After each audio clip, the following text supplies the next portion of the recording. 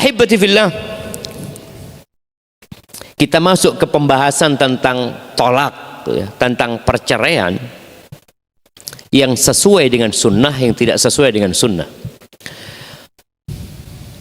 Terus terang, permasalahan ini banyak tidak dipelajari dan banyak yang tidak mengerti, walaupun dia sudah punya anak. Dia sudah nikah, dia sudah punya anak. Anaknya mungkin sudah menikah juga. Tapi dia nggak tahu kalau ternyata tolak itu ada aturannya. Ada yang sesuai dengan sunnah, ada yang haram. Dosa artinya ketika antum melakukan itu. Tapi karena kita nggak belajar, antum menikahi istri antum dengan ijazah insinyur. Maka antum kalau ngelihat ya, di undangan pernikahan masih ada insinyur ya, mah? Nggak ada lagi sekarang. S, kalau insinyur S apa? ST, ST, ST, SE, S apa lagi? Banyak SS ya, mah. Itu menjadi modal orang menikah dan orang tua menerima. Iya, dia ST Ustaz, Masya Allah. Yang ini dokter, mantu ana Ustaz, dokter, Masya Allah. Emangnya dokter belajar bagaimana cara menjadi seorang suami? Selama dia menjadi dokter atau belajar 7 tahun, ambil spesialis lagi, belajar nggak dia menjadi seorang istri, menjadi seorang suami? Sehingga tatkala dia marah sama istrinya, dia tahu kapan dia menceraikan istrinya. Ahibati fillah, Allah mengatakan, "Famanittaba'a hudaya fala yadhillu wa la yashqa." Siapa saja yang mengikuti petunjukku, maka dia tidak akan tersesat dan tidak akan celaka. Sampai dalam bab tolak, perceraian yang disukai oleh iblis, tatkala kita ngikutin apa yang Allah sudah gariskan, perceraian itu akan aman. Nih, pembahasan yang pertama, ini tolak yang sesuai dengan sunnah. Jadi ada tolak yang sesuai dengan sunnah. Yang pertama adalah at-talaqu fi tuhrin lam yujami'ha fi wa talaqul hamil. Dua nih. Menceraikan istri dalam kondisi dia suci dan belum digauli. Menceraikan istri, ini yang bujangan-bujangan ini, antum perlu belajar ini. Tidak semua pernikahan itu indah. Pernikahan itu sebenarnya keluar dari zona nyaman. Maka antum lihat banyak orang yang menunda pernikahan, nanti baru umur 30 dia nikah. Karena dia tahu ketika dia nikah dia akan keluar dari zona nyaman. Dia selama ini nyaman, keluar sama temennya, pulang nggak ada yang tanya ya. Oh, dia main sana, touring sana, jalan-jalan sana. Ketika nikah, nggak iso, oh no bojone dia. Iya, antum ada yang telepon. Antum melihat istri WA, ya Allah, di WA tak blokir. Masa bojone diblokir? Masa istrinya dia blokir? Karena dia merasakan benar-benar keluar dari zona nyaman. Yang suka main futsal, biasa main futsal. Antum baca berita seorang istri yang motong sepatu apa? Sepatu bolanya suaminya, nggak kuat dia. Karenanya kalau sudah sohibnya yang telepon, ahlan wa sahlan. Kalau istri yang telepon, iya, ada apa? Lainnya, Pak. Memang benar loh, menikah itu keluar dari zona nyaman.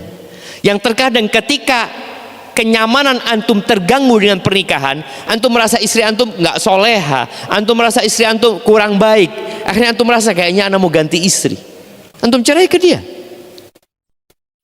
Padahal semua wanita sama-sama bengkok. Maka ketika antum hendak menceraikan, tolong mikir. Di antaranya ini yang kita bahas.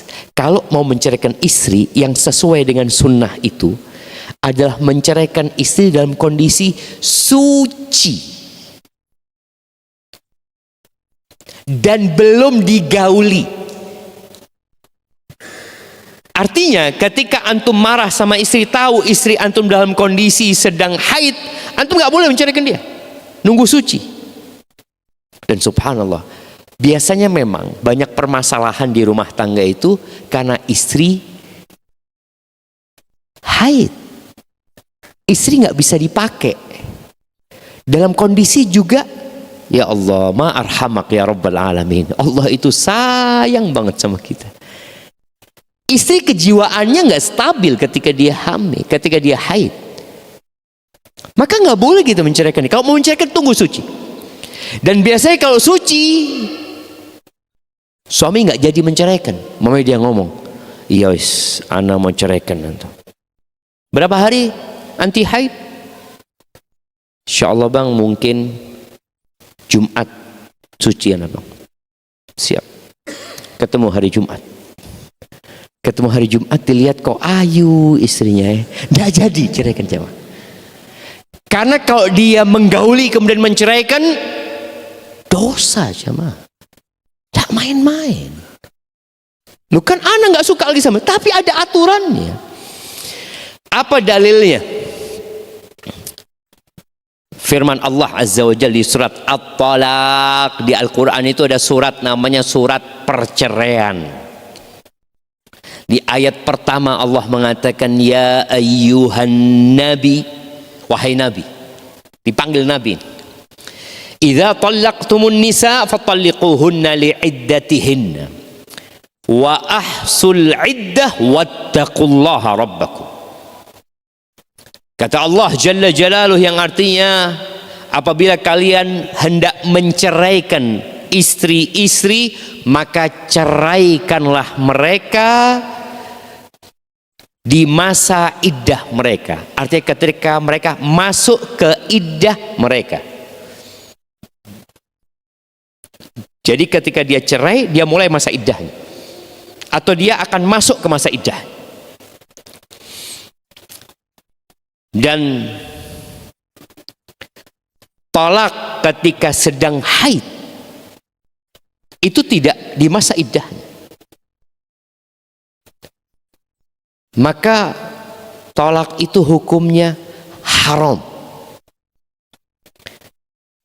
Dan masa haidnya itu ketika diceraikan istrinya dalam kondisi haid, dia nggak langsung masuk ke masa iddah. Karena haidnya dia itu tidak terhitung masa iddah. Sahabat Nabi yang bernama Abdullah bin Umar itu pernah menceraikan istrinya dalam kondisi haid. Karena biasanya orang marah ya sama istrinya, kemudian kelepasan dia. Maka di sini orang yang menceraikan istrinya tidak sesuai dengan sunnah, dampak buruk dari perceraian itu sangat besar sekali. Kenapa? Karena engkau melakukan yang haram. Memang boleh engkau menceraikan istrimu, tapi dengan kondisi seperti ini, dosa engkau menceraikan istrimu. Ini Abdullah bin Umar bin Khattab menceraikan istrinya dalam kondisi haid. Apa yang terjadi? Bapaknya datang ke Rasulullah SAW. Ini buat para ayah ya. Bukan berarti ketika anakmu sudah menikah lepas tanggung jawabmu. Ini Abdullah bin Umar bin Khattab yang menceraikan istrinya dalam kondisi haid. Yang konsultasi bapaknya Umar bin Khattab. Datang Umar bin Khattab menemui Rasul sallallahu alaihi wasallam. Kemudian dia bercerita tentang kondisi putranya yang menceraikan istrinya dalam kondisi haid. Apa kata Nabi SAW? Murhu fal yuraji'ha. Perintahkan kepada dia untuk rujuk. Ini pertanda tolaknya jatuh. Jadi yang menceraikan istrinya dalam kondisi haid, tolaknya jatuh.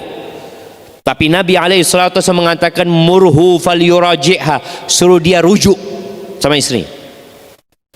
Thumma liyatrukha hatta tathur.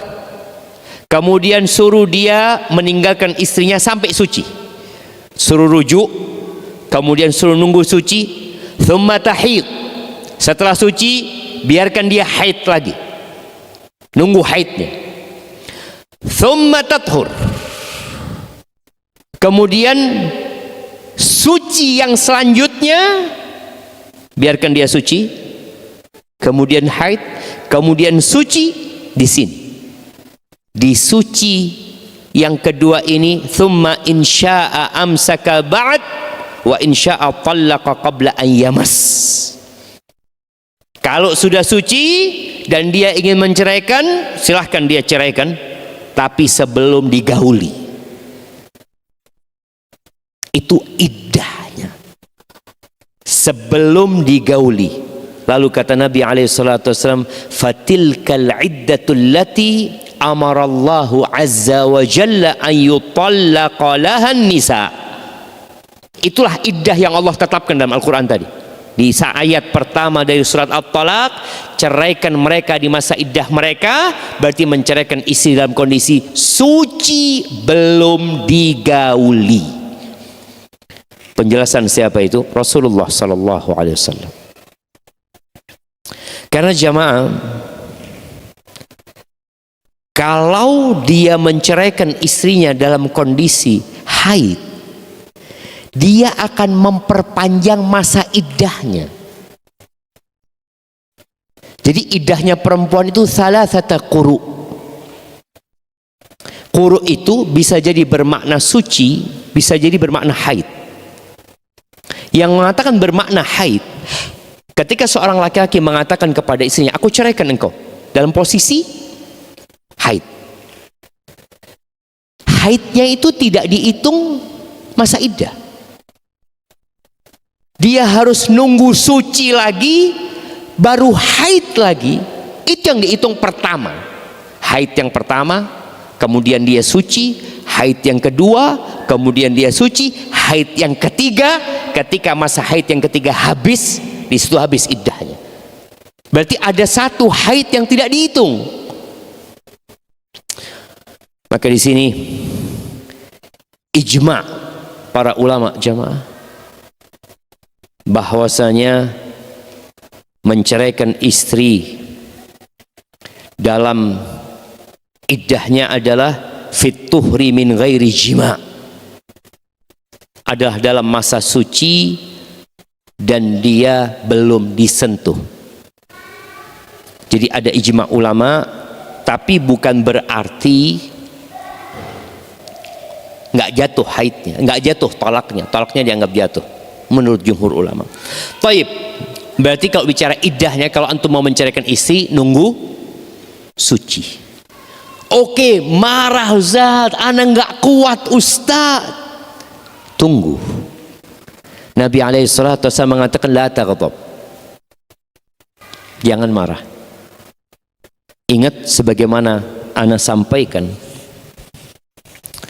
bahwa amarah itu bisa menghancurkan kapal seperti badai. Antum lihat badai itu bisa menenggelamkan kapal yang besar, jamaah. Tapi ternyata badai itu tidak bisa membuka simpul tali, jamaah. Nggak bisa. Nggak bisa menyelesaikan masalah marah itu. Antum akan lempar sana, lempar sini. Simpul tali itu setelah selesai badai itu, simpul tali itu goyang-goyang tetap, jamaah. Talinya putus. Putus talinya. Tapi simpulnya tidak terbuka. Berarti gimana cara membuka simpul tali itu? Tadi nunggu dia suci. Sabarlah. Nggak kuat Ustaz. Nggak kuat apa? Apa yang nggak kuat? Cerai itu cuma ucapan. Hanya kata-kata aku ceraikan kamu. Kamu saya pegat. Menahan kata-kata itu nggak bisa. Kalau antum disuruh ngangkat meja ini, waduh, tak angkat meja ini, nggak kuat antum. Ini cuma nahan. Maka tolong siapa saja yang marah sama istrinya dan niat untuk menceraikan istrinya, tunggu sampai suci dan belum antum gauli. Itu yang sunnah. Jadi kalau tanya tolak yang sesuai dengan sunnah, menceraikan istri dalam posisi suci dan belum digauli. Kemudian yang kedua yang diperbolehkan oleh agama itu talaqul hamil, menceraikan istri dalam kondisi hamil. Itu sepakat 4 mazhab ini, bahkan ada yang menukil ijma' bahwa menceraikan istri dalam kondisi hamil laisa bibid'ah, bukan tolak yang bid'ah. Tapi di masyarakat mereka kalau ada orang menceraikan istrinya dalam kondisi hamil, apa kata mereka? Zalim bojone iki, meteng dipegat. Iya, kita bisa lihat ya, bagaimana yang ternyata boleh dianggap tidak boleh di masyarakat. Boleh. Karena di hadis Abdullah bin Umar bin Khattab yang tadi kita bacakan, ada riwayat yang mengatakan, ini riwayat Imam Muslim ya, ketika Nabi SAW mengatakan kepada Umar, murhu falyuraji'ha, suruh dia merujuk istrinya, thumma liyutalliqha tahiran aw hamilan, dan hendaklah dia menceraikan istrinya dalam posisi 2, suci tadi yang belum digauli, atau dalam posisi hamil. Kenapa jamaah posisi hamil ini menjadi kondisi yang diperbolehkan? Karena orang yang dalam kondisi hamil itu masa iddahnya jadi lama. Lama apa pendek? Bisa lama, bisa pendek. Bisa panjang, bisa pendek, bisa lama, bisa sebentar. Kalau dia hamil yang tinggal 7 hari lahir, diceraikan, berarti masa iddahnya berapa? Ya tadi ketika lahir selesai masa iddahnya. Tapi kalau dia menceraikan istrinya dalam hamil yang baru bulan pertama, masa iddahnya berapa lama? 8 bulan bisa jadi. Maka di situ dia bisa berpikir. Dan dalam kondisi hamil yang tinggal 7 hari juga dia pikir, iki anakmu loh yang lahiran. Dia ngandung anakmu itu loh. Masa engkau nggak kasihan? Ya mungkin ibunya kurang nurut ya, tapi boleh jadi anaknya ini jadi anak yang soleh. Kalau engkau berpisah, kasihan berantakan nanti rumah tanggamu. Sama siapa anak itu? Jadi ada banyak pertimbangan. Namun boleh menceraikan dalam kondisi hamil. Taib. Adapun menceraikan wanita dalam kondisi haid atau dalam kondisi suci yang dihubungi, fahuwa talaqun muharram, maka itu perceraian yang haram, dosa untuk melakukan yang haram. Wadzalika bittifaqil madhahibil arba'ah. Antum mau ke madhab mana? Saya mau madhab Hanafi Ustaz, mungkin lebih ringan Ustaz, haram. Pindah mau madhab Maliki, haram. Syafi'i mungkin lebih ringan Ustaz, podo dosa. Tidak ada. Wa hukiya fihil ijma'. Bahkan ada yang menukil ijma'. Para ulama fikih menamakan tolak dalam posisi haid atau suci yang dihubungin, mereka menyebutnya dengan at-talaq al-bid'i, tolak bid'ah, karena nggak sesuai dengan sunnah. Tapi ini ada banyak nukilan ijma' ya, Anda tidak akan bacakan, tapi yang jelas tolak itu adalah tolak yang dosa. Dalilnya apa? Hadis Abdullah bin Umar tadi yang jadi pegangan, dan ayat yang tadi kita baca di awal surat At-Talaq, ya ayyuhan nabiyyu idza talaqtumun nisa fatalliquhunna li'iddatihinna. Karena itulah iddah yang Allah sebutkan. Hamil, Nabi SAW memberikan penjelasan iddahnya apa? Hamil. atau suci dan belum dihubungi. Al-Qurtubi rahimahullahu ta'ala dalam tafsirnya, tafsir tadi surat At-Talaq, beliau mengatakan hasalal ijma' ala anna talaq fil haid mamnu. Ada ijma' bahwa talak pada masa haid itu terlarang. Wa fit tuhri ma'dzunun fi, dan dalam kondisi suci yang belum dihubungi diizinkan dalam syariat. Al-Imam Nawawi yang madhabnya Syafi'i, beliau mengatakan ajma'atil ummah ala tahrimi talaqil haid al-hail. Umat bersepakat atas haramnya tolak dalam kondisi haid. Maka ahibati fillah, kalau kita tahu itu, tugas antum sekarang menyampaikan hal ini kepada kawan-kawan antum. Ada yang sembrono menceraikan istrinya, ya, kasih tahu kalau engkau mau mengangkat istrimu, ini loh sunnahnya. Baik, nasma'ul adzan. Barakallahu fikum.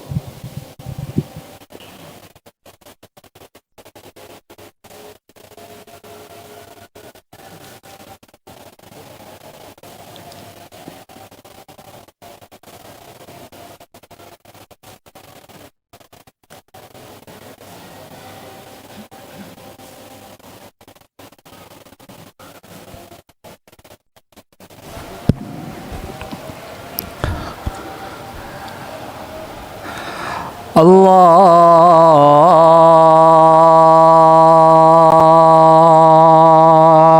Akbar,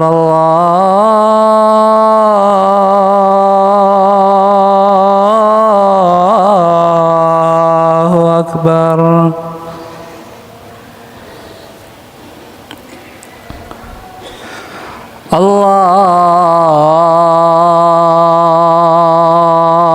Allahu Akbar, Allahu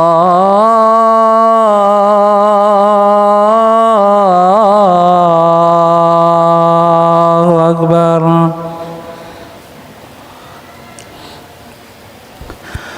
Asyhadu an la ilaha illallah.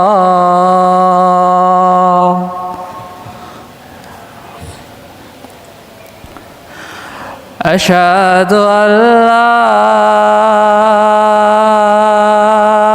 ilaha illallah.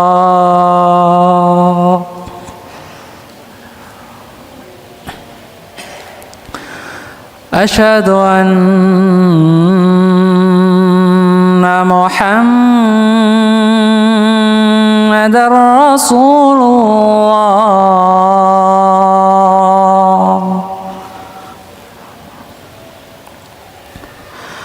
Asyhadu anna Muhammadar Rasulullah.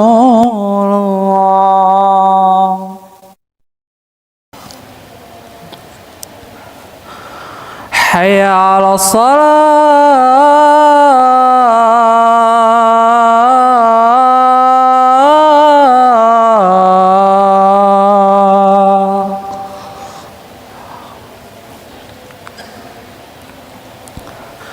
Hayya 'alas salah.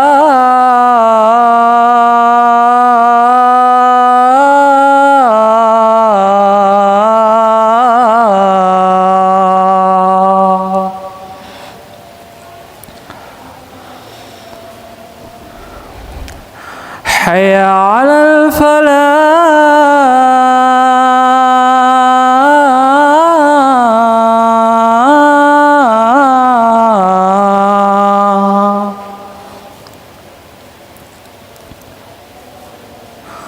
Hayya 'alal falah.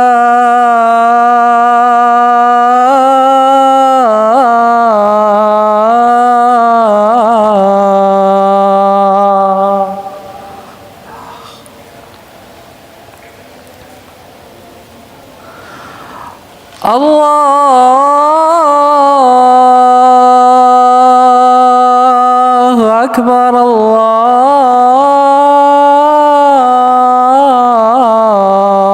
الله أكبر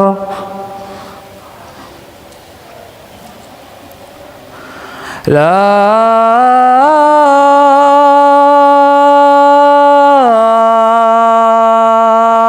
إله إلا الله.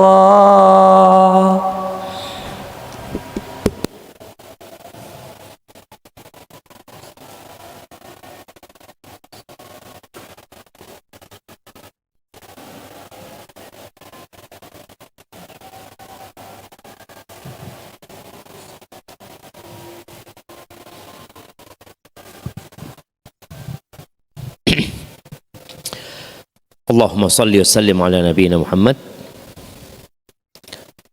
Jadi tadi disebutkan bahwa talak dalam kondisi haid adalah talak yang bid'ah. Talak dalam kondisi istri suci tapi sudah dihubungin juga talak yang tidak sesuai dengan sunnah. Apakah talaknya jatuh, jemaah?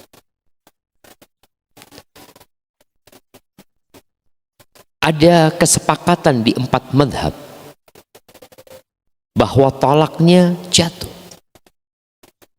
Bahkan ada yang menukil ijma dalam permasalahan ini.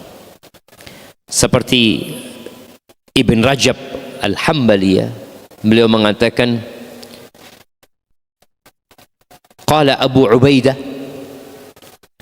al-wuqu' ay wuqu' talaqil haid.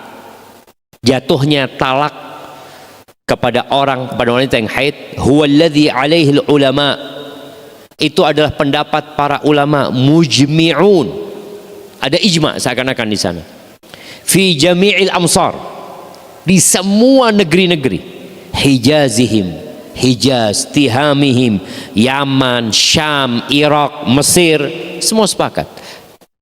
Walaupun memang ada sedikit khilaf, ada sedikit di antara Ibnu Hazm Al-Andalusi, termasuk yang menyelisihi pendapat dari 4 mazhab ini. Dan Anda lihat pendapat yang mengatakan tolaknya itu jatuh lebih kuat berdasarkan dalil-dalil, khususnya dalil Abdullah bin Umar bin Khattab. Dia mengatakan itu dianggap talaknya satu ketika seorang menceraikan istrinya dalam kondisi haid, tapi dia telah melakukan yang haram, yakni dia berdosa. Para ulama mengatakan kalau seorang yang mencerai istrinya dengan sunnah jatuh, berarti yang dengan bid'ah nggak jatuh. Kan lebih enak yang menceraikan dalam kondisi bid'ah. Pokoknya nyeraikan kapan dia mau, tapi dia tahu nggak jatuh cerainya. Dia nyeraikan istri dalam kondisi aku ceraikan kamu, lalu dia mengatakan tenang mbak, tenang, nggak jatuh cerainya. Terus setelah dia hubungin istrinya, dia ceraikan istrinya, lalu dia mengatakan tidak usah khawatir, cerai yang aku katakan tadi tidak jatuh. Kok yang seperti ini malah dikasih kemudahan tidak jatuh?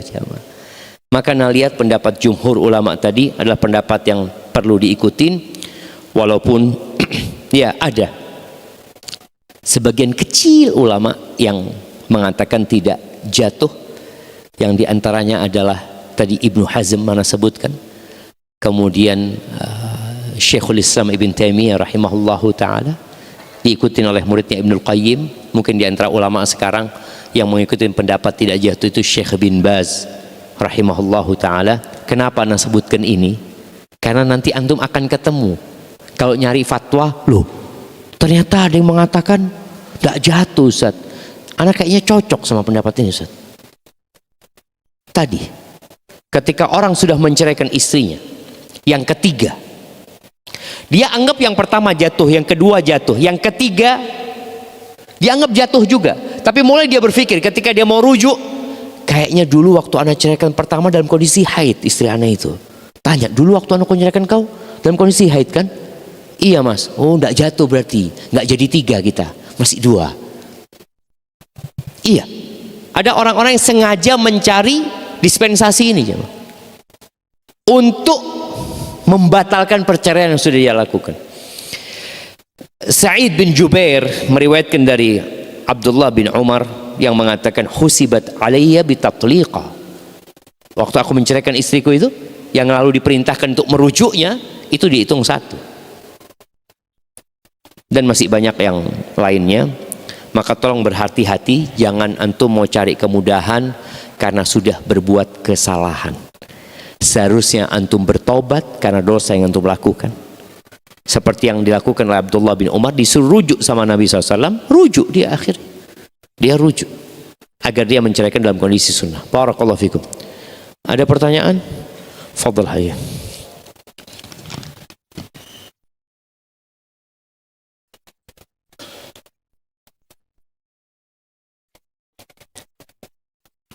Bismillah, assalamualaikum Ustaz. Saya penjual nasi yang biasanya mendapat pesanan di mana kadang ada ucapan selamat ulang tahun ke sebuah instansi dan juga perbankan. Bagaimana hukumnya Ustaz? Iya jemaah, berkaitan dengan ucapan selamat ulang tahun ya. Ana lihat itu termasuk ada unsur tasyabbuh dengan orang-orang non-muslim. Dan kita tahu nenek-nenek kita itu nggak pernah ulang tahun ya. Bahkan kalau ditanya lahirnya kapan, wallahu alam, nggak tahu. Saya lahir waktu itu Belanda lagi makan bakso di mana. Jadi dia sebenarnya loh jemaah, tidak terlalu mereka memikirkan dengan tanggal lahir itu jemaah. Dan kita tahu tanggal lahirnya Rasul sallallahu alaihi wasallam itu diperselisihkan. Ada yang mengatakan tanggal 9, ada yang tanggal 8, ada yang tanggal 12, ada yang bulan Ramadan ya. Tapi yang masyhur tanggal 12 Rabiul Awal. Jadi ketika kita menjual barang itu, kita boleh jual nasi kepada siapapun ya. Tapi ketika kita harus memberikan tulisan ya, selamat ulang tahun ini dan itu, sebenarnya selamat ulang tahun itu selamat mati ya. Karena umur kita itu bukan bertambah tapi berkurang. Waktu kita itu kalau ditetapkan 60 tahun umur kita, setiap tahun itu berkurang. Ketika berkurang seharusnya orang itu bersyukur apa bersedih. Dia sedih, ya Allah, entah berapa lama lagi anak akan hidup. Maka lebih baik tadi jual bebas. Antum mau jual ke orang dari bank, perbankan beli nasi, nggak apa-apa juga kita jual kepada mereka.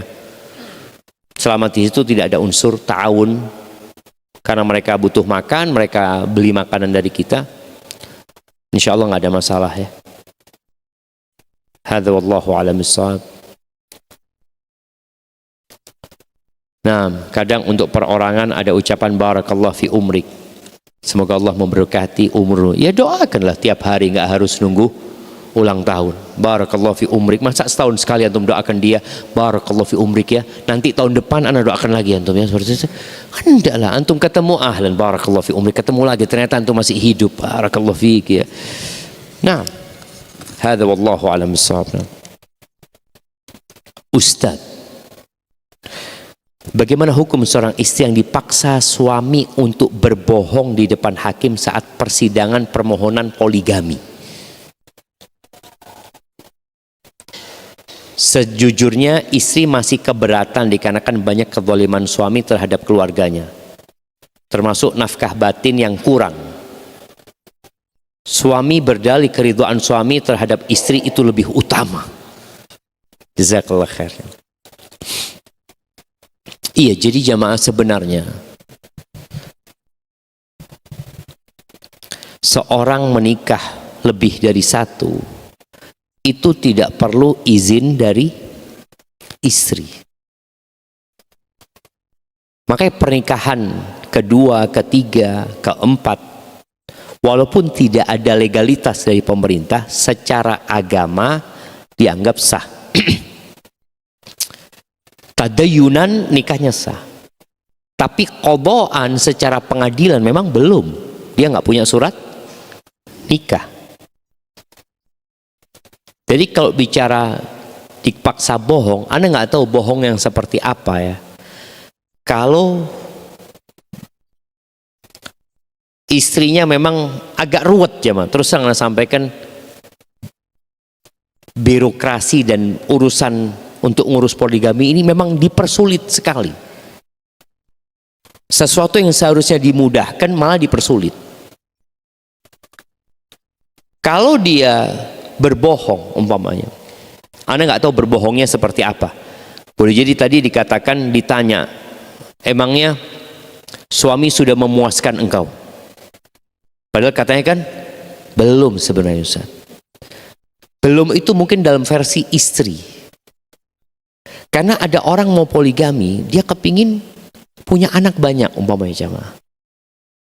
Iya, dia sudah memberikan kepada istrinya haknya. Dia tidak menzalimin istri. Dalam urusan ranjang, hak itu diberikan. Tapi bukan yang berlebih jamaah. Kan ada orang yang mungkin memang berlebih syahwatnya. Tapi ada orang yang biasa-biasa aja. Tapi anak mau nikah lagi. Karena anak kepingin punya banyak anak gitu loh. Jadi tujuan pernikahan itu bukan hanya urusan ranjang. Ada urusannya, enggak, anak kepingin punya banyak anak. Atau dia ingin menolong seseorang. Dia menikah lagi. Dia mungkin punya kerabat ini tuh kayaknya hidupnya susah. Akhirnya dia tolong dengan dia nikahin umpamanya. Ada banyak tujuan pernikahan. Jadi kalau yang ditanyakan oleh hakim itu urusan ranjang. Dan urusan ranjang itu menjadi hal yang sangat apa ya? Sangat memutuskan pertimbangan hakim. Dan sang suami melakukan itu bukan karena urusan dunia, untuk urusan akhirat, ya semoga Allah mengampuni. Semoga Allah mengampuni.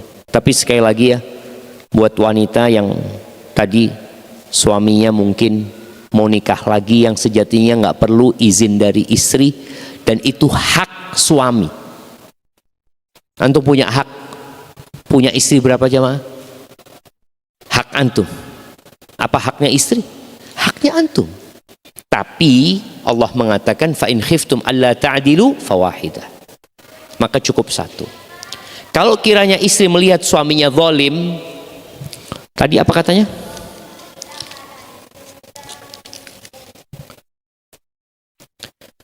Banyak kezaliman suami terhadap keluarganya. Kalau engkau merasa suamimu zalim, engkau silakan gugat cerai.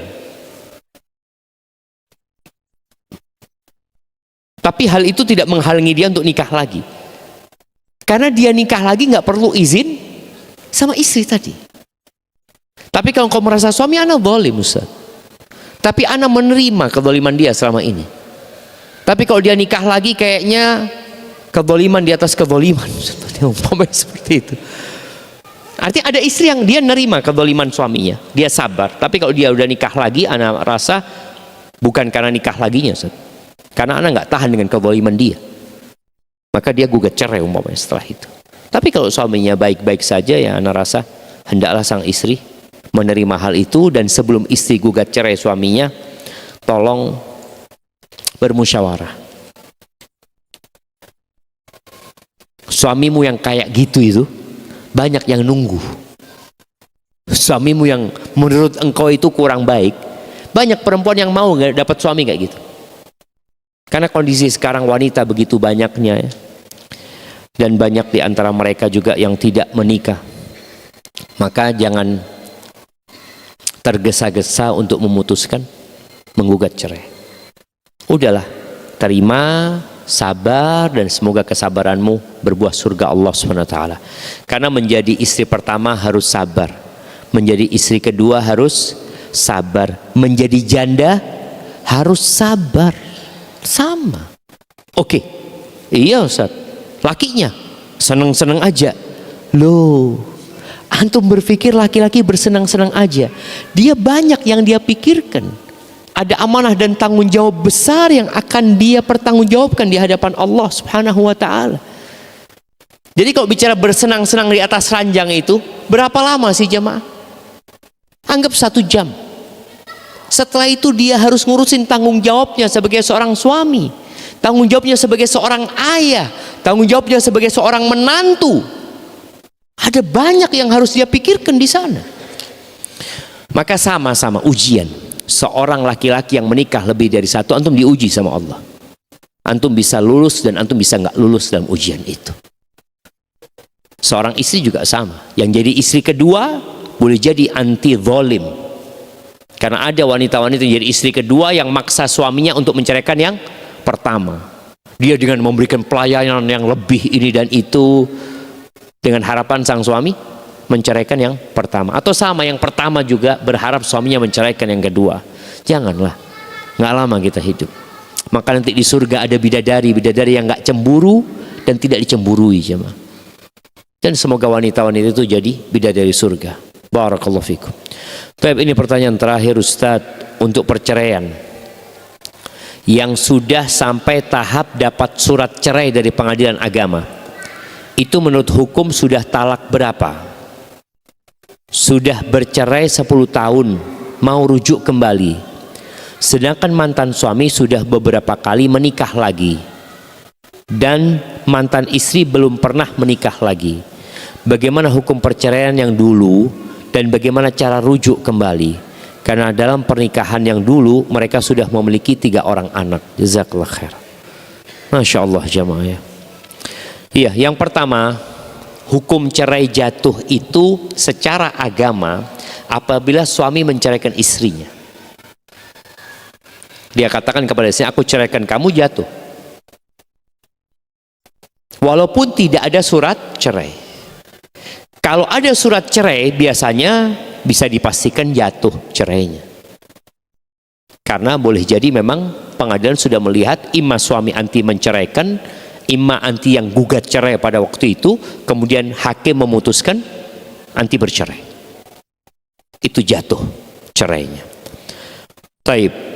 Kalau dikatakan sudah talak berapa, ya nggak tahu. Suami anti sudah menalak anti berapa kali.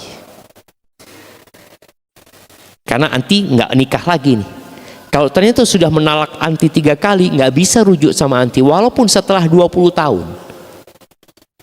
Karena syarat rujuk atau syarat kembali kepada istri yang diceraikan 3 kali itu, Allah mengatakan Jalla Jalaluh, fa in talaqaha fala tahillu lahu min ba'du hatta tankiha zaujan ghairah. Fa in talaqaha fala junaha 'alaihima ay yataraja'a. Kalau dia menceraikan yang ketiga, nggak halal dia rujuk sampai istri ini menikah dengan orang lain. Kalau setelah menikah sama orang lain kemudian ada ketidakcocokan lalu diceraikan, baru suaminya ini boleh menikahin perempuan ini. Jadi ini yang perlu anti pastikan. Anti sebenarnya sudah berapa kali diceraikan. Kalau urusan pengadilan, mungkin pengadilan cuma talak 1. Itu secara pengadilan. Tapi secara agama boleh jadi sudah 3 kali. Itu yang perlu dipastikan. Tapi kalau sudah dipastikan ternyata memang talak 1 seperti itu, maka rujuknya menikah baru. Karena bahasa rujuk itu lebih di masa iddah, dirujuk. Dan buat para wanita yang ingat, kalau anti di masa iddah diceraikan oleh suami, cerai pertama, lalu setelah 2 pekan suami mengatakan sudah aku rujuk kamu, istri nggak bisa mengatakan aku sudah nggak mau lagi sama engkau bang. Nggak bisa. Karena dia posisinya masih istri, tinggal dirujuk. Nggak perlu orang tuanya ridho, nggak perlu izin dari walinya, nggak perlu. Suaminya yang rujuk. Tapi kalau seperti ini sudah keluar masa iddah, maka perlu pernikahan baru. Jadi kalau bicara pernikahan baru, ya silahkan dilamar. Kalau ternyata diterima lamaranmu, silahkan menikah dengan wali dari pihak sang istri, kemudian 2 saksi dan ada mahar yang ditetapkan di situ, silahkan menikah. Tapi sekali lagi kalau ternyata sudah talak 3 nggak boleh, walaupun sudah 10 tahun, karena syaratnya harus menikah terlebih dahulu wanita ini dengan laki-laki lain. Barakallahu fiik, subhanakallahumma bihamdika asyhadu an la ilaha illa anta astaghfiruka wa atubu ilaik. Assalamualaikum warahmatullahi wabarakatuh.